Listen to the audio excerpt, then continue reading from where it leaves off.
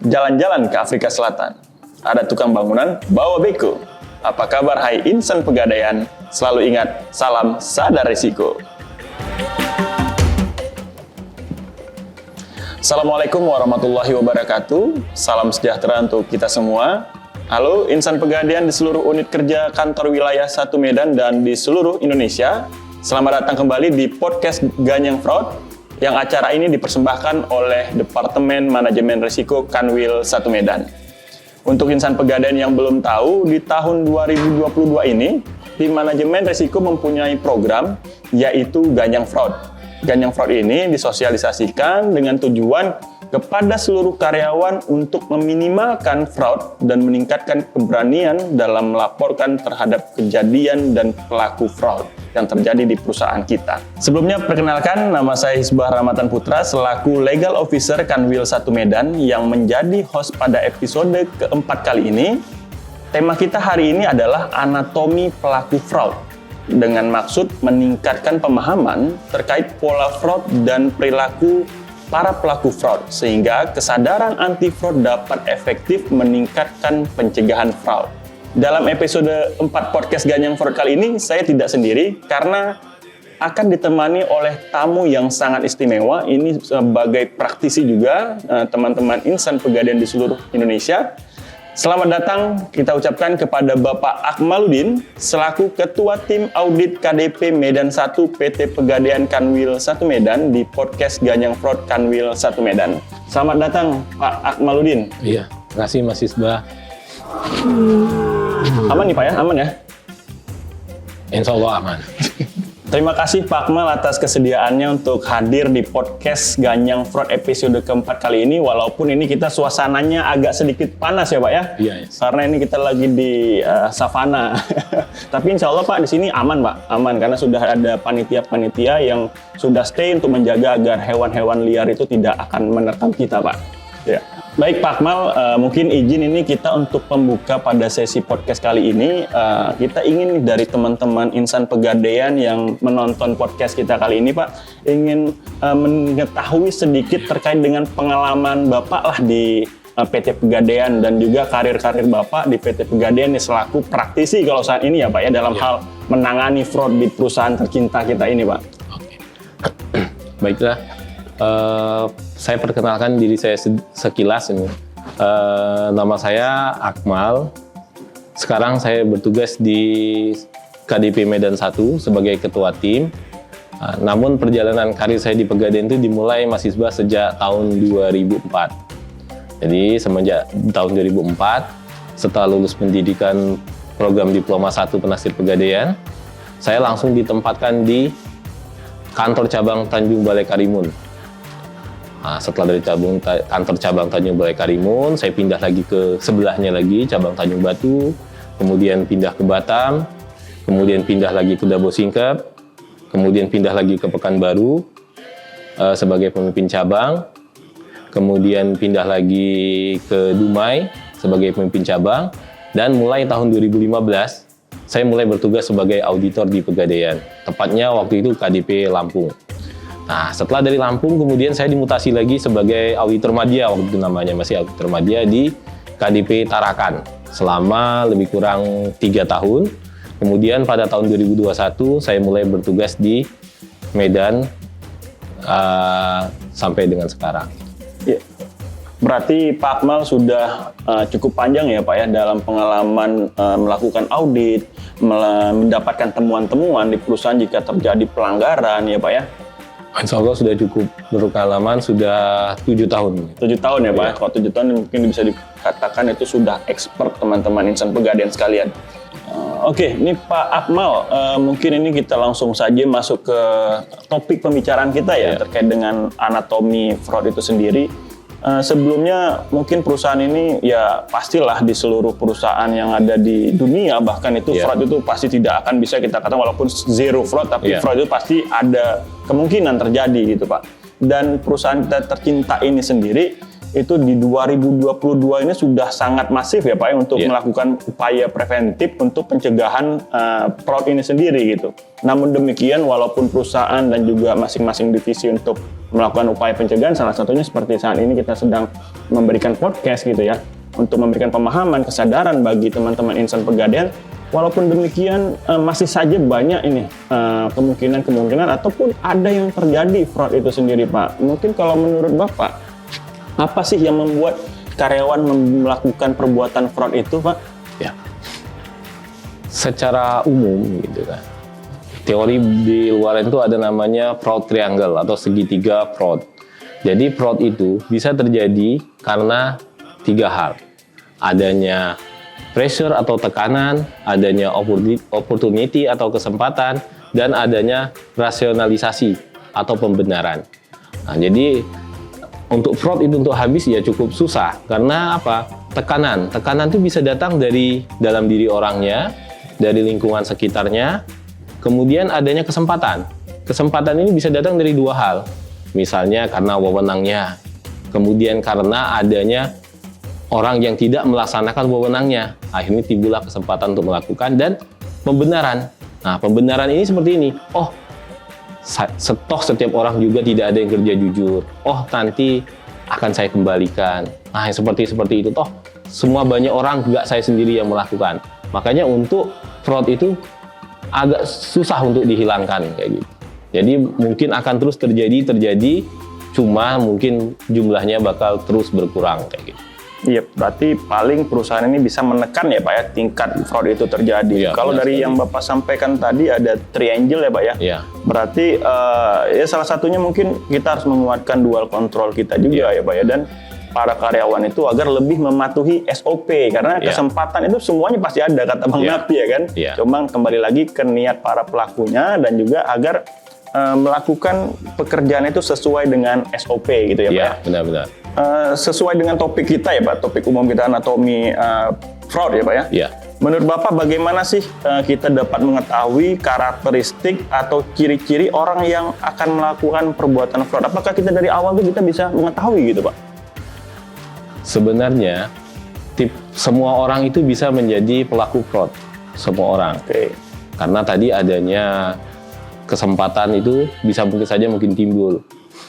Namun fraud itu sebenarnya terkait dengan paling utama itu adalah terkait dengan wewenang. Adanya kewenangan yang diberikan kepada seseorang. Nah, terjadinya fraud bisa jadi karena punya wewenang atau tidak melaksanakan kewenangannya. Sebagai contoh nih, ada seorang pengelola UPC. Seperti kita tahu, pengelola UPC itu bertugas menentukan nilai barang jaminan, menentukan nilai uang pinjaman, sehingga dengan wewenangnya tersebut dia bisa melakukan hal itu. Ini barangnya nggak benar tapi ditaksir dengan nilai yang tinggi, maka terjadilah fraud. Atau pengelola UPC ini punya wewenang. Wewenangnya apa? Melakukan approval atas transaksi yang dilakukan oleh kasir, pengeluaran perusahaan. Nah, dengan pengelola UPC melalaikan kewenangannya tadi, akhirnya kasir yang seharusnya tidak bisa melakukan fraud, akhirnya bisa melakukan fraud karena kasir tadi menggunakan user milik pengelola UPC untuk mengaproval transaksi, hingga fraud tetap terjadi meskipun si kasir tadi sebenarnya tidak bisa melakukan. Tadi makanya karena kewenangan tadi adanya kelalaian dari wewenang yang harusnya dikerjakan oleh pengelola UPC.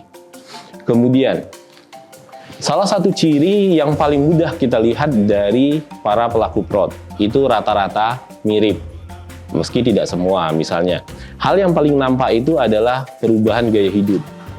Biasanya para pelaku fraud ini nampak jelas nih dari dulu, misalnya jalan-jalannya cuma ke Lapangan Merdeka.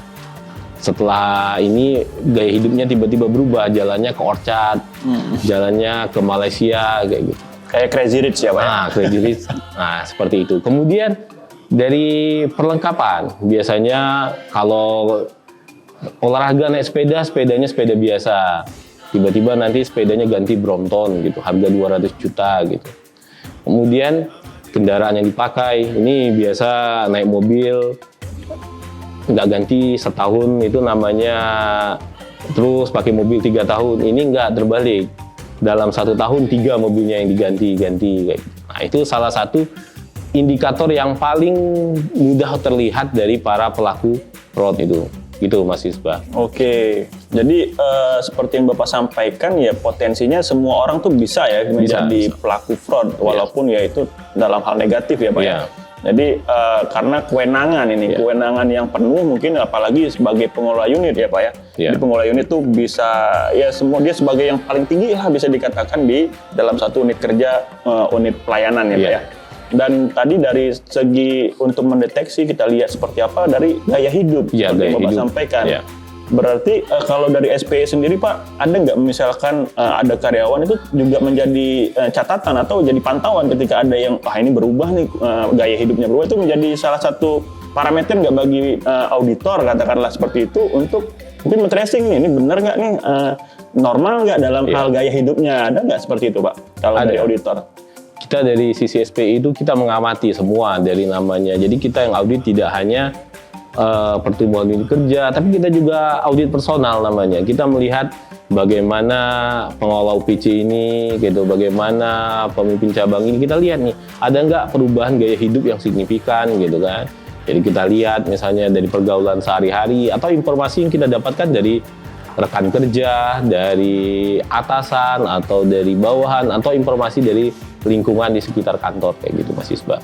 Berarti kalau misalkan kita lihat salah satu karyawan itu sudah gaya hidupnya berubah dan berpotensi ini adalah hasil dari fraud, bagaimana misalkan ada karyawan itu yang malah susah hidupnya Pak?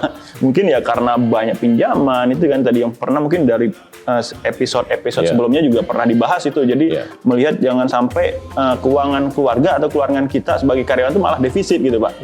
Itu menjadi ini juga nggak Pak? Atau itu langkah ke seperti pencegahan ya namanya ya. Jadi ini berpotensi lah harus di apa gitu kan Pak? Benar.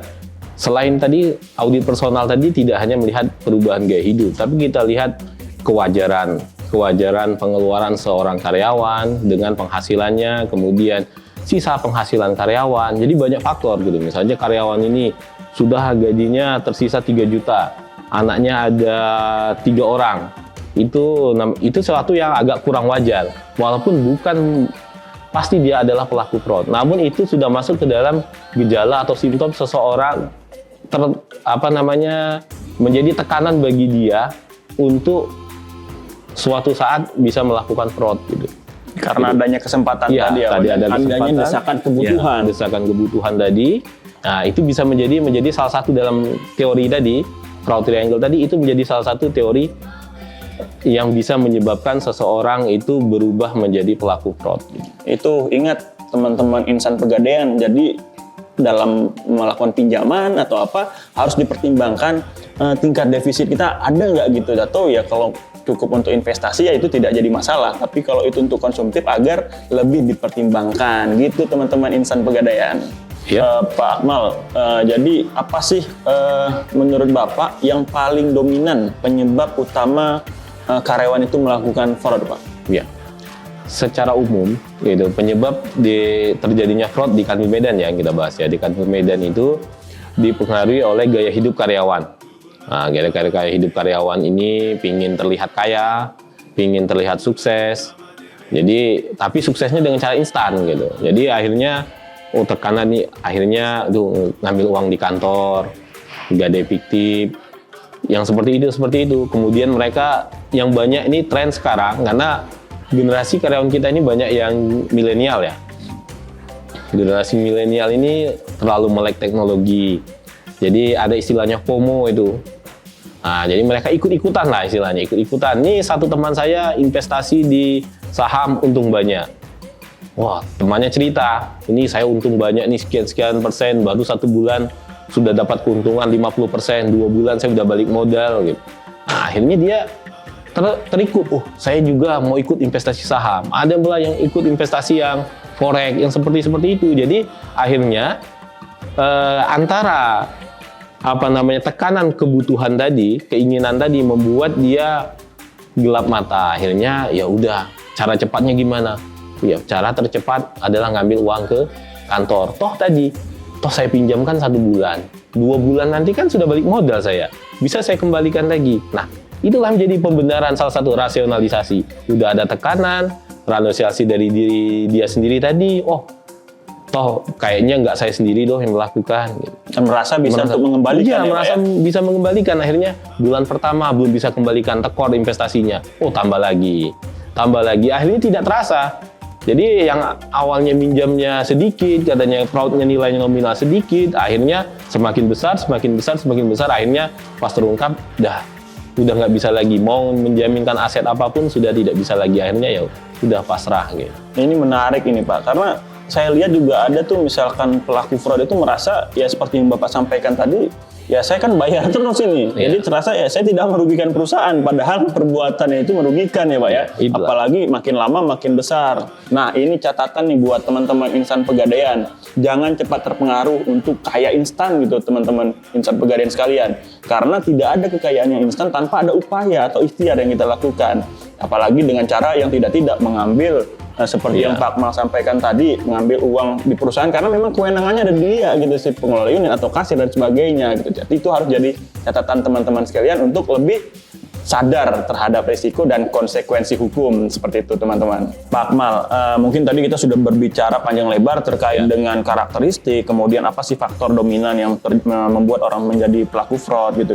Ini apabila ini sudah melakukan fraud gitu Pak. Jadi kan teman-teman itu harus tahu juga konsekuensinya baik dari segi indisipliner, disiplin ya, internal juga di eksternalnya gitu Pak. Jadi kalau misalkan ini sanksinya apa sih Pak? Kalau bisa dijelaskan kepada teman-teman insan pegadaian Pak. Oke. Jadi sanksi yang ada yang telah dijatuhkan ya selama tahun 2021 dan 2022 ini, ada yang kena surat peringatan 1 ya, administratif, SP1. Itu yang paling ringan ya Pak? Iya, SP1, kemudian SP2, SP3. Kemudian ada juga yang di PHK.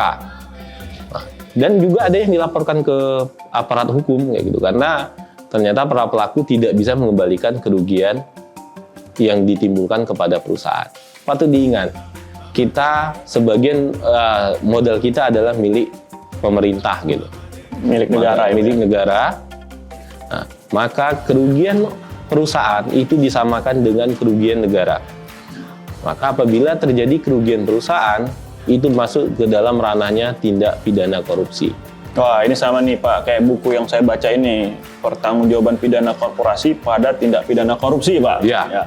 Mungkin kita lihat simpel ya Pak, mungkin karena ada para koruptor itu ditangkap terus dada-dada gitu ya, senyum-senyum gitu kan. Mungkin berbeda teman-teman, misalkan kita di pegadaian ya pasti PHK ya Pak ya, kalau misalkan sudah ini termasuk kategori tindak pidana, otomatis pasti PHK.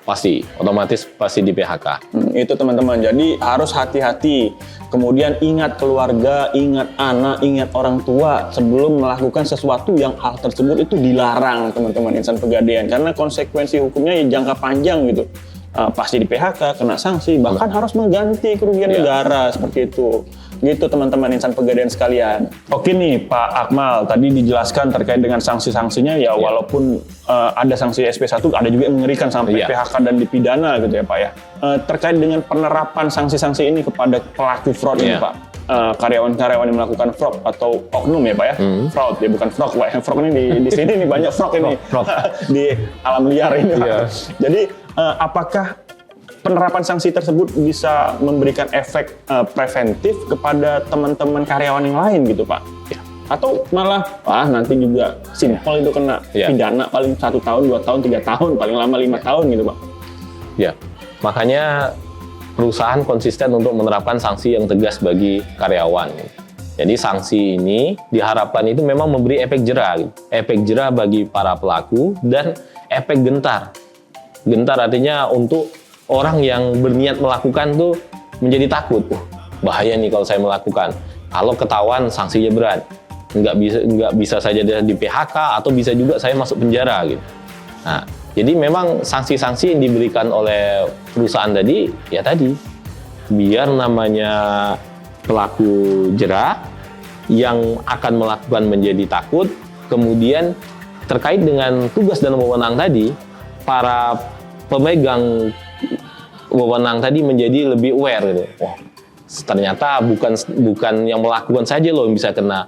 Saya yang melalaikan tugas dan tanggung jawab dan wewenang saya itu bisa dikenakan gitu. Jadi mereka lebih aware. Jadi mereka bakal menjaga tadi kerahasiaan password. Nggak dengan simple nih, password saya udah kamu pegang, password kasih siapa aja. Jadi mereka aware. Takut nih kalau password saya disalahgunakan, walaupun yang menikmati uangnya adalah orang lain, saya sama sekali tidak menikmatinya, tapi saya bisa juga tuh diterima sanksi PHK atau mungkin bisa diminta untuk mengganti kerugian perusahaan. Nah, seperti itu Mas Isbah. Iya, berarti tidak hanya seperti yang di pasal di Undang-Undang Tipikor ya Pak ya, Iya. memperkaya diri sendiri atau orang lain gitu ya. Iya. Jadi walaupun kita nggak tahu gitu kan, karena kita lalai menyerahkan sharing password, Iya. dan ada orang yang oknum yang melakukan perbuatan pelanggaran itu, ya kita juga bisa diminta Iya. pertanggungjawaban hukum Benar gitu Mas ya Pak. Isbah, gitu. Benar. Jadi tanggung jawab itu, kerugian itu bukan hanya menjadi tanggung jawab orang yang menerima uang, tapi orang yang dengan jabatannya mempermudah pelaku fraud melakukan fraud itu juga bakal menerima konsekuensi yang sama. Iya, mungkin kalau tadi kita bilang ini sanksi-sanksi yang diberikannya tidak memberikan dampak gentar gitu ya Iya. Pak ya, pada karyawan yang lain, itu mungkin menurut saya agak salah, kecuali yang ada di Pegadaian ini residivis tindak pidana gitu. Iya. Jadi udah santai masuk penjara gitu kan, tapi kita lah, saya sebagai legal officer di Kanwil gitu, Bapak sebagai auditor mungkin juga pernah dipanggil ke aparat penegak hukum, Iya. ya minta-minta janganlah teman-teman Iya. sekalian, jangan sampai lah teman-teman itu terlibat di kasus hukum seperti itu. Jadi benar-benar lebih aware kepada setiap SOP yang ada di perusahaan. Oke, Insan Pegadaian, kembali lagi saya ingatkan bahwa media podcast ini merupakan bentuk perhatian dari perusahaan dalam menyampaikan betapa merugikannya perilaku fraud. Sebelum menutup jumpa kita di episode keempat kali ini, mungkin dari Pak Akmal nih dapat menyampaikan key takeaways untuk Insan Pegadaian. Iya, kasih Mas Isbah. Untuk rekan-rekan Pegadaian gitu, saya pribadi itu berpesan gitu, bekerjalah dengan ikhlas dan jujur, karena bekerja itu adalah ibadah gitu Mas Isbah. Jadi kita ingat, kerja itu bukan hanya untuk mendapatkan uang, tapi harusnya menjadi nilai ibadah gitu. Dengan bekerja dengan baik, maka itu sama dengan kita mencari ibadah untuk kita kehidupan di kemudian hari kayak gitu. Kemudian hindarilah kehidupan yang glamor gitu. Jadi yang tidak sesuai dengan kemampuan kita gitu.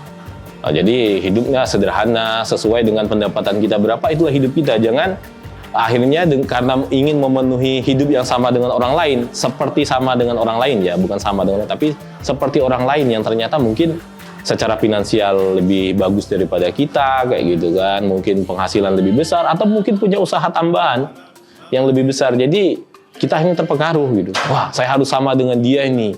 Akhirnya hutang sana sini nggak bisa bayar. Akhirnya udah ambil uang di kantor. Kemudian jangan berpikir bahwa kita melakukan fraud ini tidak akan ketahuan. Fraud itu pasti akan ketahuan, cuma masalah waktu.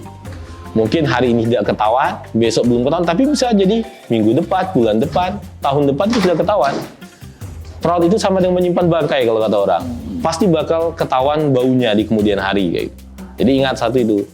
Jangan karena saya aman bulan ini, saya aman minggu ini, nggak bakal ketahuan samanya. Nggak ada fraud di Pegadaian itu yang tidak ketahuan gitu. Semuanya ketangkap, cuma masalah waktunya saja gitu.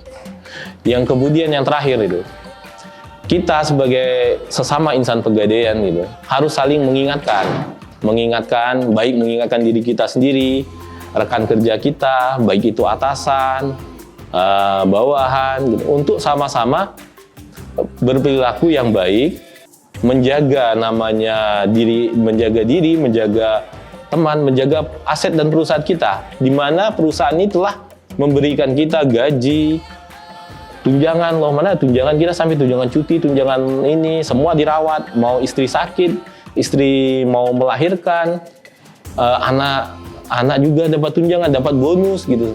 Selama saya kerja di Pegadaian, alhamdulillah ada bonus selalu ada gitu. Mau berobat itu ada Askes dulu, ada InHealth-nya gitu kan. Ada BPJS kalau sekarang, tapi ada asuransi pendamping gitu. Semua kita pindah, dimutasi dari satu kota lain itu juga diberikan bantuan sewa rumah, diberikan bantuan pindah sekolah. Jadi sudah cukup banyak, sangat banyak malah ya kalau menurut kata saya, sangat banyak nikmat-nikmat yang diberikan oleh Pegadaian kepada kita gitu.